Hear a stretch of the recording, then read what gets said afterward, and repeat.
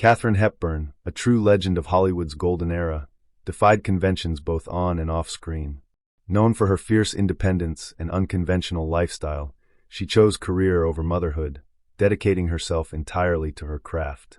Hepburn's sharp wit, strong will, and unmatched talent earned her 4 Academy Awards, a record that still stands today. Despite a decades-long romance with Spencer Tracy, their love remained complicated due to his marriage. She never married him, nor did she have children, believing that motherhood was not a role she was meant for. Hepburn once stated, "I would have been a terrible mother because I'm basically a very selfish human being." This self-awareness only strengthened her resolve to live life on her own terms. Her career spanned over 6 decades, portraying powerful women who mirrored her own strength and determination. Films like The African Queen, Bringing Up Baby, and Guess Who's Coming to Dinner cemented her legacy as one of Hollywood's greatest actresses. Even in her later years, Hepburn remained unapologetically herself, bold, independent, and timeless. She passed away at the age of 96, leaving behind an extraordinary legacy, but no children to carry on her name. Yet, her impact on cinema remains immortal.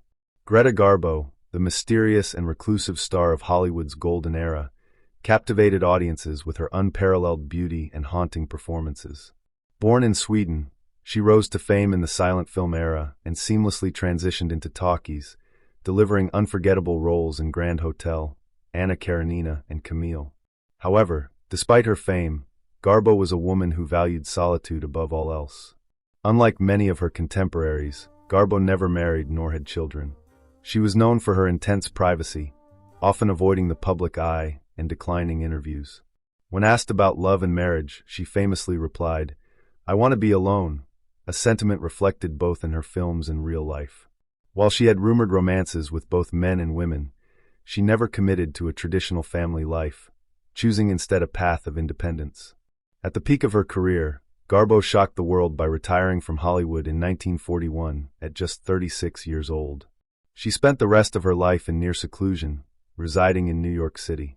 When she passed away in 1990, she left behind no heirs, only a cinematic legacy that continues to inspire generations. Barbara Stanwyck, known for her tough-as-nails persona and captivating screen presence, was one of Hollywood's most versatile actresses. Rising from a difficult childhood marked by poverty and abandonment, she built a legendary career with unforgettable performances in films like Double Indemnity, Stella Dallas, and Christmas in Connecticut.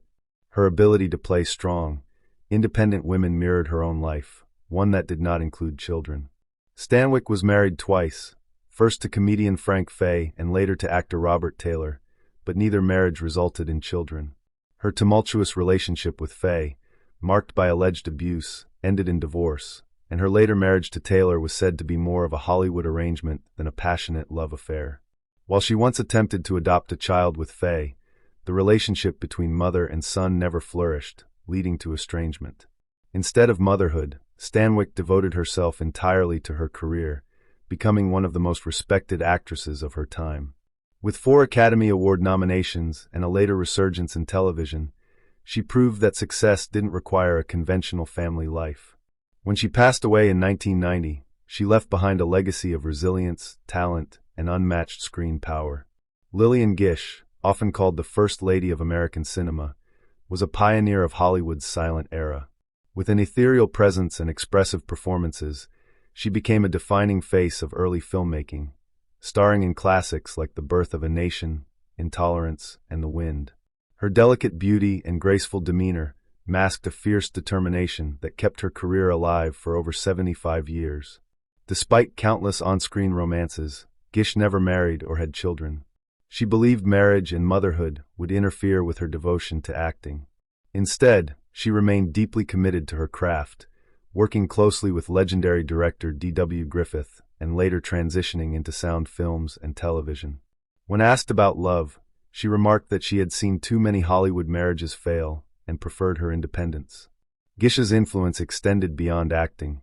She was a preservationist, ensuring the legacy of silent cinema endured. Her dedication to the art form outlived many of her contemporaries, as she remained active in Hollywood well into her 90s. When she passed away in 1993 at the age of 99, she left no children behind, but her impact on film remains timeless, inspiring generations of actors and filmmakers. Franklin Pangborn was one of Hollywood's most recognizable character actors, known for his impeccable comedic timing and portrayal of fussy, high-strung gentlemen. A staple of 1930s and 1940s screwball comedies, he brought charm and laughter to films like My Man Godfrey, The Bank Dick, and Hail the Conquering Hero. His flamboyant mannerisms and witty delivery made him a favorite among audiences, often playing hotel clerks, nervous executives, or fastidious assistants with unforgettable flair. Despite his long and successful career, Pangborn never married or had children. Living at a time when Hollywood enforced rigid societal norms, he kept his personal life private. Though never publicly out, it was widely understood that he was part of Hollywood's underground LGBTQ+ community. While some feared being typecast or blacklisted, Pangborn turned his unique persona into an asset, making him one of the most beloved character actors of the golden era. As the studio system changed, roles for Pangborn became scarcer, but his legacy endured through his iconic performances. When he passed away in 1958, he left no descendants, but his contributions to classic Hollywood comedy ensured that his name and talent would never be forgotten. Agnes Moorehead was one of Hollywood's most distinguished character actresses, known for her commanding presence and remarkable versatility. Rising to fame in Orson Welles' masterpiece Citizen Kane, she went on to deliver unforgettable performances in The Magnificent Ambersons, Johnny Belinda, and Hush, Hush, Sweet Charlotte. Though modern audiences may remember her best as the quirky Endora from Bewitched, Moorehead's career spanned over 4 decades, earning her multiple Emmy and Golden Globe wins. Despite 2 marriages, Moorehead never had children. Her first marriage to actor John Griffith Lee ended in divorce after nearly 2 decades, and her second, to Robert Gist, lasted only a few years. Moorehead was deeply committed to her work, believing that family life would interfere with her passion for acting. There were also long-standing rumors about her personal life, suggesting she may have had relationships outside of traditional Hollywood norms, but she remained intensely private. She dedicated her life to her craft, becoming one of the most respected actresses of her era. When she passed away in 1974, she left behind no direct descendants, only a legacy of unforgettable performances that continue to captivate audiences and inspire actors to this day. Myrna Loy, the epitome of grace and sophistication, was one of Hollywood's most beloved actresses during the golden era. Rising to fame in the 1930s, she became a household name for her role as Nora Charles in the Thin Man series, where her effortless charm and quick wit captivated audiences.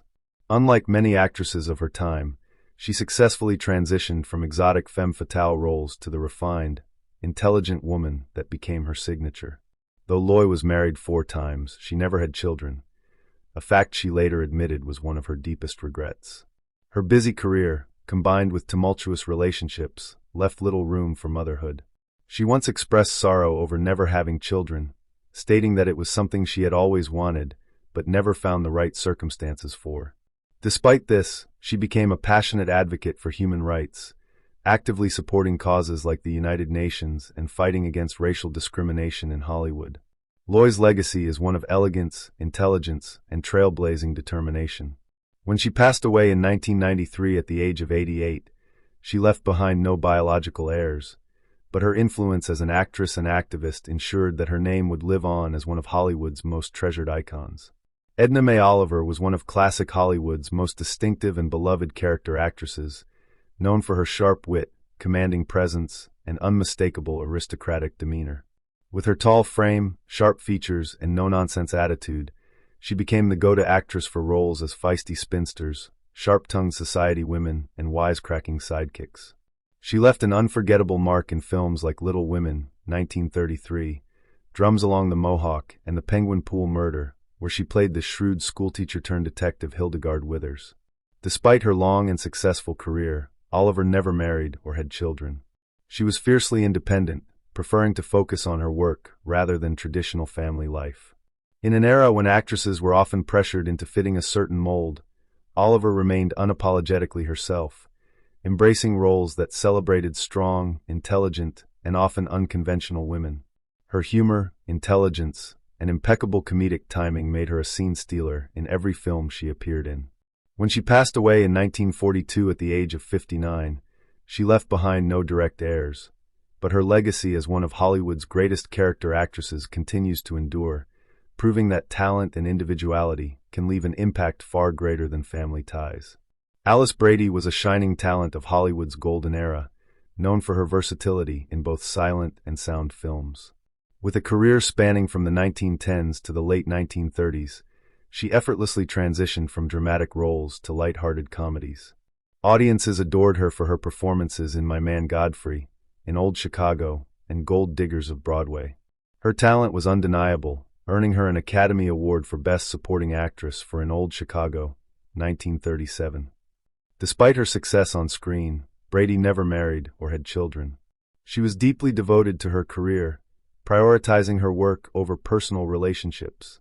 Unlike many of her contemporaries, she avoided the scandals and tabloid drama that often plague Hollywood stars. Her life was dedicated to the craft of acting, and she remained a beloved presence in the industry until her untimely death from cancer in 1939 at just 46 years old. Though she left no descendants, her impact on cinema endures. Brady's ability to command both drama and comedy with ease made her one of the most respected actresses of her time, ensuring that her name and legacy would not be forgotten in Hollywood history. Eric Blore was one of classic Hollywood's finest character actors, best known for his impeccable comedic timing and portrayal of witty butlers, snobbish valets, and fast-talking conmen. With his distinctive voice, sharp humor, and aristocratic demeanor, he became a staple in 1930s and 1940s comedies, often stealing scenes in films like The Gay Divorcee, Top Hat, and Swing Time. His frequent collaborations with Fred Astaire and Ginger Rogers made him one of the most recognizable supporting actors of the era. Despite his on-screen charm and refined manner, Blore led a relatively private life. He married Violet Winter in 1926, but the couple never had children. Much like many of Hollywood's character actors, he dedicated himself entirely to his craft, finding fulfillment in the stage and screen rather than in family life. His career spanned both Broadway and Hollywood, ensuring that his talent was seen by audiences worldwide. Blore continued working in film and radio well into the 1950s before retiring.